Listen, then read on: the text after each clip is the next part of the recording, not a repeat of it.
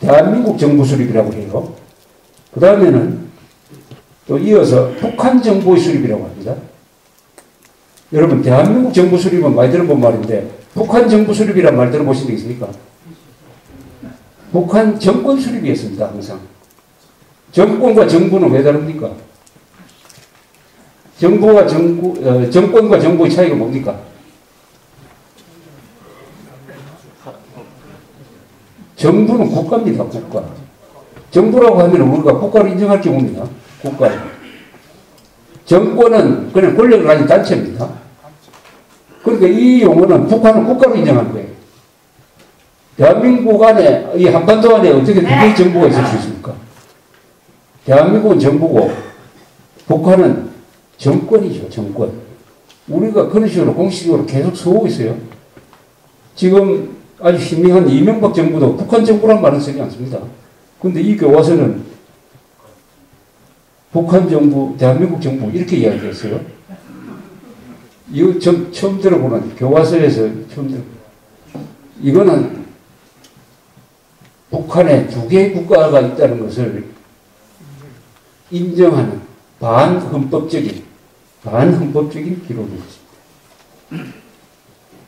그런데 이런 것은 이제 분석할 때 서진 것만 가지고 따지면 안 돼요. 이 어떤 사람의 의도를 분석할 때는 서진 걸 가지고 이야기할 게 아니라 뭘 쓰지 않았느냐. 뭘 쓰지 않았느냐를 보는 것도 하나의 방법이에요. 그러니까 종합적으로 봐야 됩니다. 교과서 원안이라고 딱 써온 걸 가지고 와가지고 그거 가지고 계속 논의하면 안 돼요. 왜 이걸 빠뜨려 먹었느냐. 이거 빠뜨리면 말이 안 되지 않느냐. 이런 걸 이야기해요. 그럼 이 교과서는 뭘 빠뜨리고 있느냐. 많은 걸 빠뜨리고 있죠. 그 다음에 건국과정에서 우선 빠뜨리고 있는 게 반드시 들어가야 될 게 뭐가 들어가 있느냐. 김일성이가 소련군 장교였다가 소련군에 의해서 간택이 되어가지고 1945년 9월에 북한에 들어갔다. 이 사실을 반드시 적어야 되는 거 아닙니까? 이게 없어요. 그 시기에 이승만 대통령은 귀국을 못하고 있었습니다. 미국한테 딱 잡혀가지고 미국에 아주 밑보였어요. 미국에서 계속 얄타 회담에 대해서 흥박이 있다고 폭로를 하니까 미국 국무성이 귀국을 안 해줬습니다. 그래서 이 사람이 귀국하는 거는 언제입니까? 10월 돼야 귀국을 하지 않습니까? 그 다음에 냉전이 끝난 뒤에 공개된 구소련 문서에 따르면 스탈린이 한반도의 38도선 이북에 정권을 세운다 하는 결심을 한 게 빠릅니다. 1945년 9월 20일입니다. 1945년 9월 20일. 그 다음에 이승만 대통령이 이래서는 안 되겠다. 우리도 남한의 단독 정부를 수립해야 되겠다라고 이야기하는 것은 거의 1년 뒤에요. 거의 1년 뒤. 따라서 분단의 책임은 스탈린한테 있다 하는 것을 새로운 자료에서 반드시 이야기를 해야지. 이게 굉장히 중요한 겁니다. 스탈린이 언제, 스탈린 말 한마디로서 다 이게 공산주의 세계가 움직이고 있을 때였습니다. 스탈린 말 하나로서 공산당 지도자가 죽기도 하고 감옥에 가기도 하던 그런 무서운 시절이었어요. 일종의 마왕이었습니다. 그 스탈린이 45년 9월 20일에 이미 결심을 했으면은 그렇게 되는 거예요. 그 다음에 당연히 이걸 신의주 학생의거는 왜 안 씁니까? 신의주 학생. 1945년 11월 23일 신의주에서 6개 남녀 중학교 학생들이 들고 일어나가지고 공산당 사도를 외치다가 23명이 죽고 700명이 다쳤다. 4.19는 대대적으로 쓰면서 왜 북한에서 학생의거 한 거는 안 쓰느냐? 뭐냐? 북한에서 학생의거를 높게 평가하지 않는다는 생각을 갖고 있기 때문에 안 쓰는 거죠. 그런 생각을 가진 사람이 어느 편에 서 있느냐? 그 다음에 이것도 안 씁니다. 1945년 12월 26일 날 모스크바에서 열린 미영소 3국 외상회담에서 남한의 신탁 통제를 결의를 했을 때 박은정의 남노당도 거기에 반대하는 성명을 냈습니다.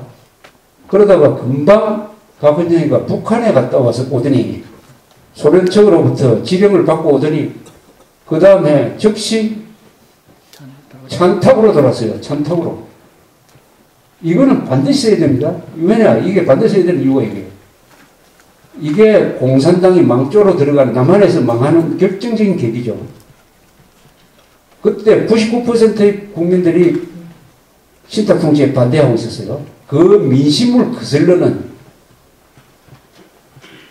신탁통치 찬성으로 갔기 때문에, 그것도 본심이 아니라 스탈린의 지령을 받아서 갔기 때문에, 그때부터 남한에서는 빨갱이 저놈들은 스탈린의 앞잡이구나. 이미 이승만 대통령이 그 몇 주 전에 연설을 통해서 남한의 공산주의자들은 조국이 러시아라고 이야기를 하니까 러시아에 가가지고 러시아를 위해서 열심히 일하는 게 좋겠다 라고 이야기를 합니다. 딱 맞거든요. 그래서 남한에서 공산당이 몰락하는 결정적 계기가 바로 여기서 나왔습니다. 얼마나 창피스러운 이야기입니까? 스탈린의 지령을 받아가지고 반탈에서 참타고 그러다. 그런데 이 이야기를 교과서에도 안 쓰고 있습니다. 안 쓰고 있어요. 이런 걸 안 쓰면은 역사 기술이 제대로 안 되는 거죠. 한편만 보죠. 또 뭘 안 쓰고 있냐. 북한의 헌법, 조선민주주의인민공화국이라는 국호, 이거 다 소련 공산당이 만들어준 겁니다. 그 만드는 과정에 북한 사람들 참여 안 했어요. 헌법을 만들어준 겁니다. 우리는 헌법은 누가 만들었습니까? 재헌의회가 만든 거 아닙니까? 선거를 통해서. 헌법의 출발이 다른 거예요. 헌법은 소련이 만들어준 거와 우리가 만든 것의 헌법의 차이는, 그건 결정적 차이 아닙니까? 한 국가를 정통성과 합법성을 이야기할 때 요걸 이야기하지 않습니까? 요거를. 또 뭘 이야기하지 않느냐. 1946년 7월에 스탈린이 박헌영과 김일성을 모스크바로 불러가지고 두 사람한테 면접 시험을 보게 합니다. 직접 스탈린이 여러 가지 질문을 해요. 그런데 김일성은 공부를 많이 해갔어요. 그래서 스탈린이 좋아할 답만 했어요. 아주 아부를 했습니다. 그래서 스탈린이 김일성을 선택을 했어요. 박헌영은 너무 논리적으로 이야기했어요. 논리적으로. 근데 무슨 사안에 대해서 물으니까 박헌영은 그것은 우리 인민들한테 한번 물어봐야 되겠습니다. 이렇게 이야기를 해요. 그러니까 퉁명스럽게 스탈린이 이렇게 이야기했습니다. 아니, 농민들이야 밭을 가는 사람 아닙니까? 결정은 우리가 해야지요. 이렇게 얘기했습니다. 그때부터 이미 박헌영은 이게 너무 지식이 많아서 안 되겠구나. 김일성 같은 이런 무식한 이런 자가 낫겠구나. 이렇게 된 겁니다. 이걸 쓰지 않아요. 이것도 쓰지 않습니다. 이건 교과서에 반드시 써야죠. 어떻게 해가지고 간택이 됐다고 써야 되는 중요한 거 아닙니까? 선거를 통해서 선출된 자가 아니잖아요. 스탈린이 지명한 사람, 지명 과정에 대해서 왜 안 쓰냐.